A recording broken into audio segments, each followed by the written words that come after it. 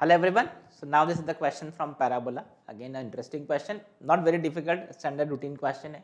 Let's start this question. A1, B1, C1 are 3 points in xy plane. Suppose that the lines A1, C1 and B1, C1 are the tangents to the curve y square equal to 8x, standard curve, at A1 and B1. So let's draw the diagram. So ये standard parabola की बात कर रहे हैं. So let's say this is the parabola. ठीक है. Now y square equal to 4x पे a1 b1 दो पॉइंट्स हैं and a1 b1 are 2 points. ठीक है. c is minus c1 is minus 1 4,0. c1 जो है this is minus 4,0, this is c1. तो बेसिकली यहाँ से आपने दो टेंजेंट ड्रॉ किया है, ऐसा और ऐसा. एक तो आप सिमेट्री से बोल सकते हो कि ये जो पॉइंट ऑफ कॉन्टेक्ट होंगे बिल्कुल वर्टिकल लाइन पे ही होंगे. ठीक है. ये पॉइंट ऑफ कॉन्टेक्ट है, this is a1 and b1. तो you can see a1 c1 and b1 c1, b1 c1 are the tangent. ठीक है.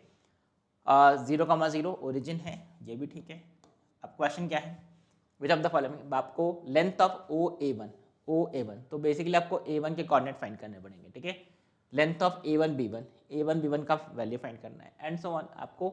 और ortho centre of triangle A1 B1 C1. तो बेसिकली आपको सिर्फ ये जो है, अगर A1 और B1 के कोऑर्डिनेट मिल गए तो आपका क्वेश्चन सॉल्व हो जाएगा. अब how will you get the question coordinate of A1 B1. तो आप थोड़ा ध्यान से अगर देखें तो A1 B1 is the chord of contact, this is the chord of contact. And what is the equation of chord of contact, T equal to 0. तो can I say equation of A1 B1 is T equal to 0, this is chord of contact. तो -4,0 का chord of contact क्या होगा, T equal to 0, replace y square with y1, तो ये 0y minus 8 x with x plus x1/2, x minus 4/2 should be equal to 0. क्या क्या हमने replace y square with y1, 0y. ठीक है. x with x plus x1/2, x minus 4/2. तो इसको simplify करोगे तो इससे इक्वेशन ऑफ लाइन क्या आ गया, x इज इक्वल टू 4. मतलब ये जो लाइन है A1 B1 जो कि कॉर्ड ऑफ कॉन्टैक्ट है, उसका इक्वेशन क्या है, x इक्वल टू 4. अब अगर x इक्वल टू 4 है तो what is A1 B1, point of intersection of x equal to 4 with the parabola. तो x इक्वल टू 4 पुट कर दो. तो if I solve x equal to 4 and the parabola y square equal to 8x, तो जैसे आप x equal to 4 put करोगे y square कितना हो गया 32, बराबर. ये x is equal to 4 put कर दिया तो y स्क्वायर इक्वल टू 32, मतलब y इक्वल टू प्लस और माइनस 4√2.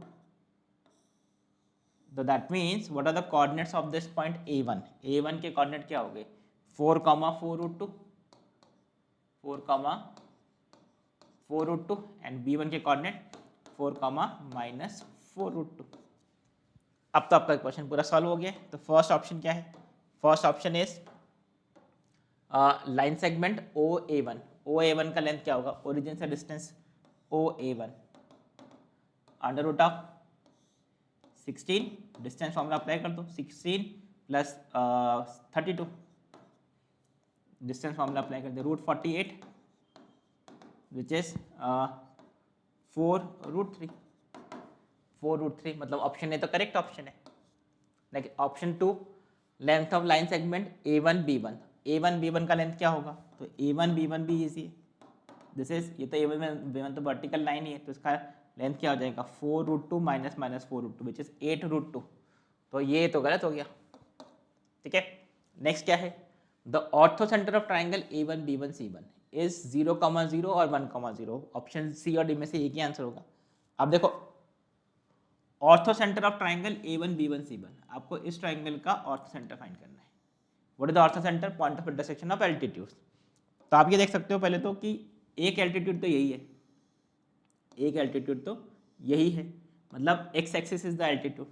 तो जो भी आंसर होगा ऑर्थो सेंटर हमेशा इस केस में कहाँ पे लाई करेगा, x एक्सिस पे ही लाई करेगा. अब वो कोऑर्डिनेट क्या होगा वो हम चेक कर लेते हैं. तो आप एक एल्टीट्यूड और फाइंड कर लो. तो let's say if I take this altitude, if I take this altitude, ठीक है.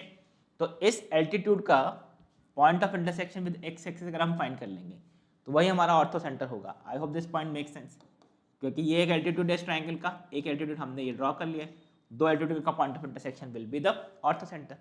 Now what is the equation of this line, हमको बस इस लाइन का equation a1 let's say this is p, तो a1 p का हमको इक्वेशन फाइंड करना है। तो how will you get this, या फिर आप ऐसा भी कर सकते हो, इसको हमको ये तो पता ही है कि अब ये एक्स एक्सिस पे ही लाई करना है, तो इसको a, 0 मान लो, ठीक है।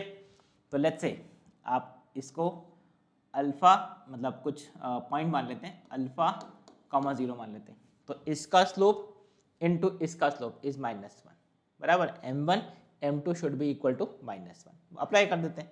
तो what is the slope of a1p, this is 4√2 यहाँ पर लिख देते हैं 4√2, इसका स्लोप लिख रहे हैं y2 minus y1, 4√2 minus 0 upon 4 minus alpha.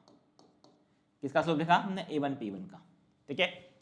a1p1 इसका slope y2 minus y1 upon x2 minus x1, ये अल्फा कॉमा 0 से पास हो रहा है, into what is the slope of this line, तो this is 0 minus minus 4√2 which is 4√2 y2 minus y1 upon -8 and this should be equal to -1।